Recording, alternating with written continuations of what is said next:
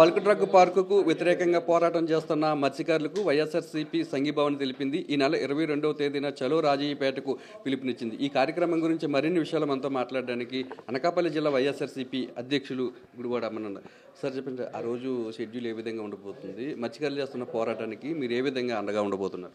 ఒకటి అంటే మొన్న జగన్మోహన్ రెడ్డి గారు విశాఖపట్నం ఇచ్చేసినప్పుడు వారందరూ కూడా వచ్చి ఆ ప్రాంతం నుంచి ప్రజలందరూ కూడా వచ్చి వారికి రిప్రజెంట్ చేసుకొని, సార్ మాకు ఇబ్బంది ఉంది, గతంలో ప్రతిపక్షంగా ఉన్నప్పుడు ఈ తెలుగుదేశం పార్టీ నాయకులందరూ కూడా వచ్చి మేము వచ్చిన తర్వాత మేము దీన్ని రద్దు చేస్తామని లేకపోతే ఇంకోటని అని చెప్పి మమ్మల్ని మోసం చేసి ఈరోజు అధికారం వచ్చిన తర్వాత మా మీద దౌర్జన్యం చేస్తున్నారు, మీ సహకారం కావాలి అని చెప్పి అడిగినప్పుడు జగన్మోహన్ రెడ్డి గారు ఒకటే చెప్పారు, మిమ్మల్ని ఒప్పించి చేస్తే ప్రభుత్వం పర్లేదు కానీ మిమ్మల్ని ఒప్పించలేకపోతే మీతో పాటు వైఎస్ఆర్ కాంగ్రెస్ పార్టీ అండగా నిలబడుతుంది అనేటువంటి మాటని ఆ రోజు జగన్మోహన్ రెడ్డి గారు తాళపాలెంలో ఇవ్వడం జరిగింది.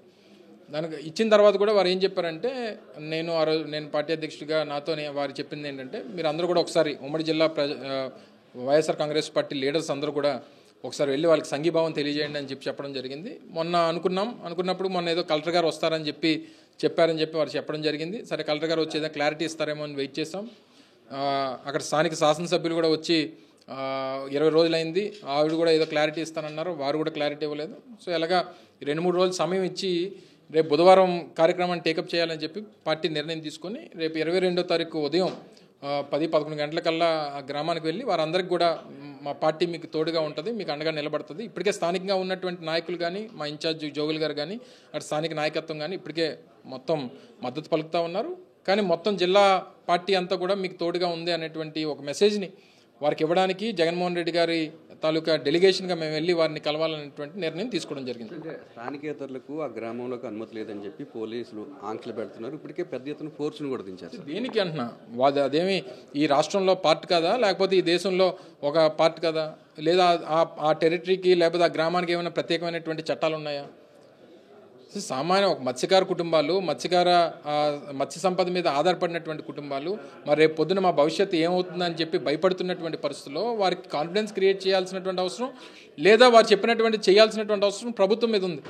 ఇవి రెండు కాకుండా వారి మీద దౌర్జన్యం చేయాలనేటువంటి ప్రయత్నం చేస్తే డెఫినెట్గా తిరుగుబాటు అనేటువంటిది వస్తుంది. ఆ తిరుగుబాటుని మేము పోలీసులను పెట్టి అణచివేస్తాం అనేటువంటి ధోరణి ప్రభుత్వానికి కరెక్ట్ కాదు.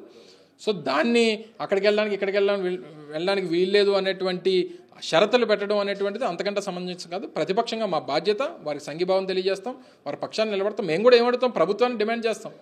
ప్రభుత్వం వారి డిమాండ్స్ని అంగీకరిస్తే మంచిదే కదా, లేదా మేము రాకముందే ఆ డిమాండ్స్ని అంగీకరించమని చెప్పండి, మా పర్యటనలో లేకపోతే మా సంఘీభావాన్ని రద్దు చేసుకుంటాం.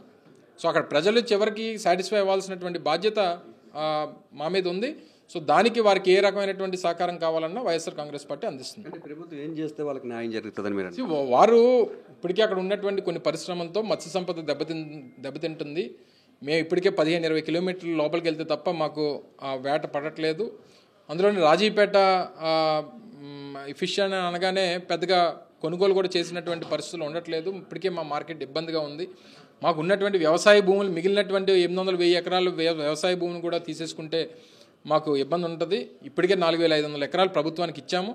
సో ఇన్ని ఇష్యూస్ మీద ఈ పరిశ్రమలు కాకుండా ఇంకే పరిశ్రమ, స్టీల్ ప్లాంట్ వచ్చింది, స్టీల్ ప్లాంట్ ఆ రోజు తీసుకుని వచ్చినప్పుడు వారిని ఒప్పించేటువంటి కార్యక్రమం చేసి వారందరూ అంగీకరించాం. దానివల్ల పెద్ద ఇబ్బంది ఉండదు, మత్స్య సంపదకి ఇబ్బంది ఉండదు అనేటువంటి ఉద్దేశంతో వాళ్ళు కూడా క్లియర్గా ఒప్పుకోవడం జరిగింది. సో దీని వరకు వచ్చేసరికి వారికి అనుమానాలను నివృత్తి చేయాలి, లేదా వారు అడిగిందన్నా చేయాలి. ఇవి రెండు చేయకుండా దౌర్జన్యం చేసి వాళ్ళ మీద అణిచివేసేటువంటి ధోరణి సరైనటువంటిది కాదు అనేటువంటిది మా డిమాండ్. మీతో పాటు ఇంకెవరెవరు పాల్గొంటారు?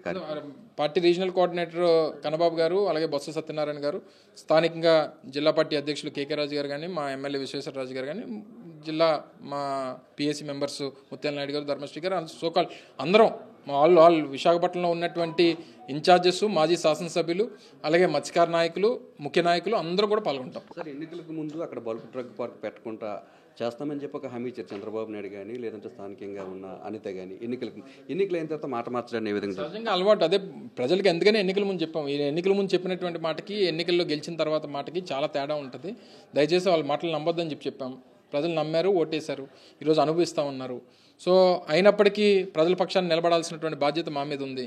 వాళ్ళని రెచ్చగొట్టి ఈరోజు ఈ స్థాయికి తీసుకొచ్చింది వాళ్ళే. మళ్ళీ వాళ్ళని కన్విన్స్ చేయాల్సినటువంటి బాధ్యత, వాళ్ళని ఒప్పించాల్సినటువంటి బాధ్యత కూడా వాళ్ళదే. వాళ్ళు ఆ ఒప్పుకున్నంత వరకు వారి మీద ఒత్తిడి తీసుకొచ్చేటువంటి బాధ్యత మాది. ప్రజల అభిప్రాయం మేరకే బల్క్ డ్రగ్ పార్క్ ఏర్పాటు మీద ప్రభుత్వం ఒక నిర్ణయం తీసుకోవాలని చెప్పి గుడివాడ అమర్నాథ్ డిమాండ్ చేస్తున్నారు. ఎన్నికలకు ముందు ఏదైతే ఒక హామీ ఇచ్చారో హామీ నిలబెట్టుకోవాలని కోరుతున్నారు. ఈ కార్యక్రమంలో ఉమ్మడి విశాఖ జిల్లాకు చెందిన నేతలతో పాటు రీజనల్ కోఆర్డినేటర్ కన్నబాబు, బత్సాతో పాటు మిగతా నేతలందరూ కూడా పాల్గొని మత్స్యకారులకు వైఎస్ఆర్సీపీ అండగా నిలుస్తుందని చెప్పి అమర్నాథ్ చెప్తున్నారు. కెమెరామెన్ అప్పలరాజుతో నాయుడు, విశాఖపట్నం నుంచి.